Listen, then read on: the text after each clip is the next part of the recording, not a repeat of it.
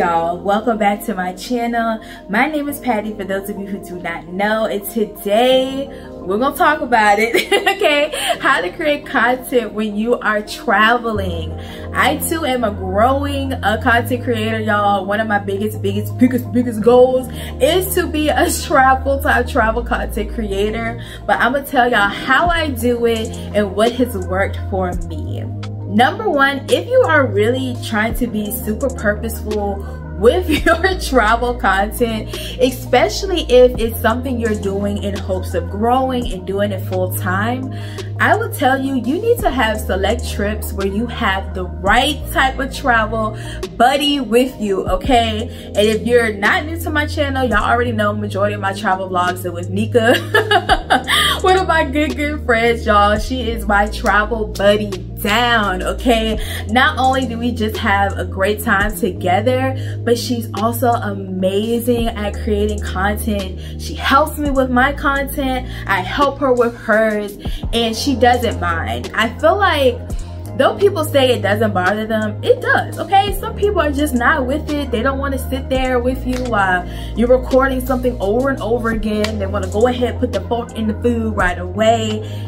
Those are not going to be the people that you need to travel with, especially if you are recording. Now, if you're just doing like a regular girls trip or thing with a significant other, then that's fine. But if your sole intent is to really capture this trip and capture it very well, then absolutely you need to have someone with you that is going to be supportive, someone that's okay with pausing, okay, letting you get those angles again and again, and is not going to be bothered by it. One of the things that I have enjoyed about traveling with my friends so much is that we already know. We know when we walk into the resort, we both pause, okay?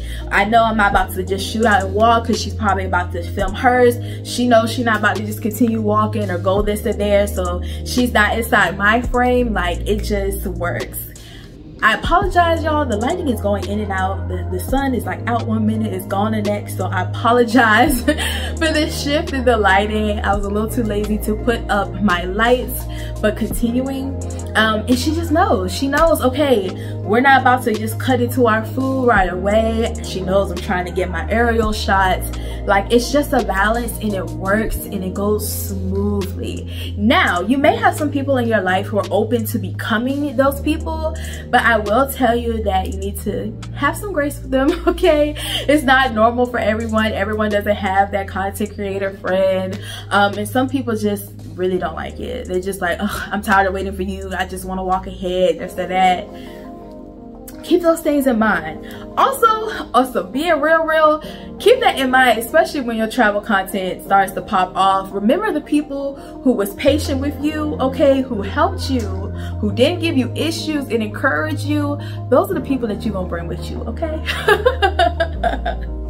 So number two is going to be the audience. Who are you trying to talk to when you are creating your travel content? Are you specifically talking to the people who are coming there just as friends, as in relationships, getting married? That's a very big content sector, I will tell you, especially if you're going to resorts, because y'all know getting married in the States is very expensive, okay? It is very expensive. So destination weddings are a thing. There is a huge opportunity there for content, but try to think about who you're talking to. One of the things I started doing with a lot of my travel vlogs is at the end, I talk. I have a segment where I'm back home, I sit down and I give you an overall summary of my experience as well as recommendations. Because sometimes it is hard when you're trying to be in the moment, you're trying to have fun, so yes, you're getting your clips, but I also want you to know things. I want you to know these are the places on the resort I recommend at nighttime. These are the places that I enjoyed the food, and these are the places I did not. These are the activities that they can book for you on the resort, or it's cheaper to book off the resort. Think about, if you are watching this content, what would you want to know, and who is the target audience? Number four, I feel like is a bit subjective, but editing as you go, especially if you are just getting into creating those travel vlogs and videos and how-to guides, is really gonna help. So my friend is honestly, she is so good at this. I really am not the best at it, but she got me into it because sometimes, y'all, you will realize that you didn't capture something the way you wanted to.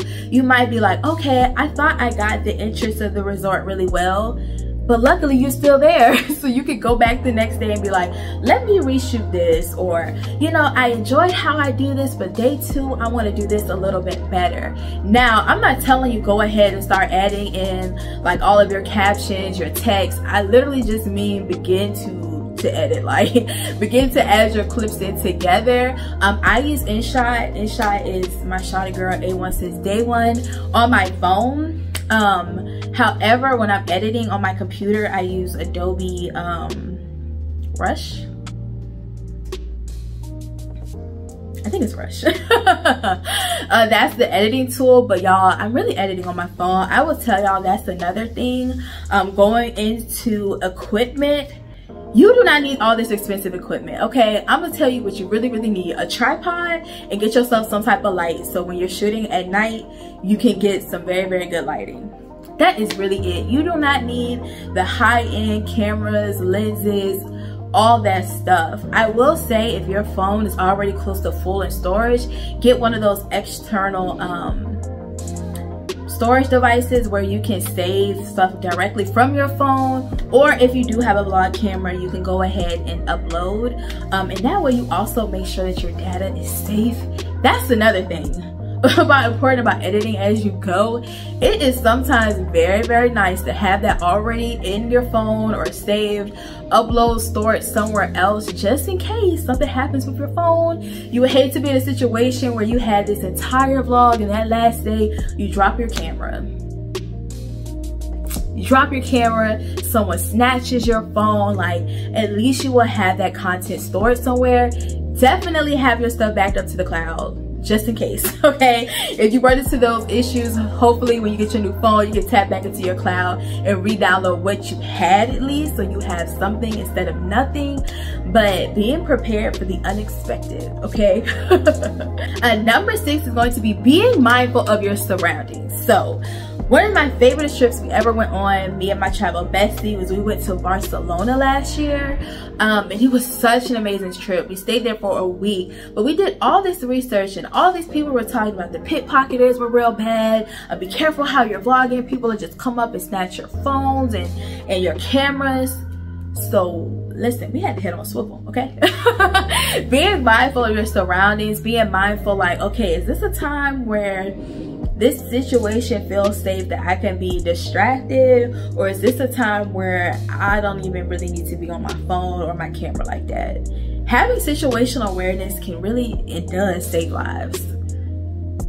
Listen, going certain places, I'm in full attention, okay? For example, the last time I went to Mexico, I think it was in January, that vlog is up, for my friend's bachelorette trip. Y'all, we were driving somewhere and I remember charting the distance and I was like, wait a minute, why are we not there yet? So I pulled up my phone, I'm like, hey big dog, okay, my GPS, we're going the wrong way, and there was some gaps in communication, okay? But had I not been paying attention, we might not have known that, okay? So yes, we're having fun, yes, we're having a good time, but we need to be aware of our surroundings and such at all times. Number 7 is gonna be have fun, okay? Play around with how you're capturing things, different angles, different lighting, but also being careful about copyright. So a lot of times I feel like some people don't know that the reason why you hear all these music and like that we add into vlogs and stuff is because the copyright restrictions. And although we might be out and want to show you like what's happening live with that music, we can't do that, okay? But just have fun, try different things, and don't be afraid to ask for feedback. I feel like we're just entering this time where people just don't want to hear anything negative, when y'all, there is constructive criticism and it can really help you to grow. Ask the questions, talk back, tell people in the comments, hey, did you like this? What would you have liked to see differently? Engage. It really can help. So if you have any questions, or the next time I go on a trip. If you want me to do a how-to as we're going, or break it down like how I'm doing things, let me know down in the comments, y'all, and I'll catch y'all in another video. Bye.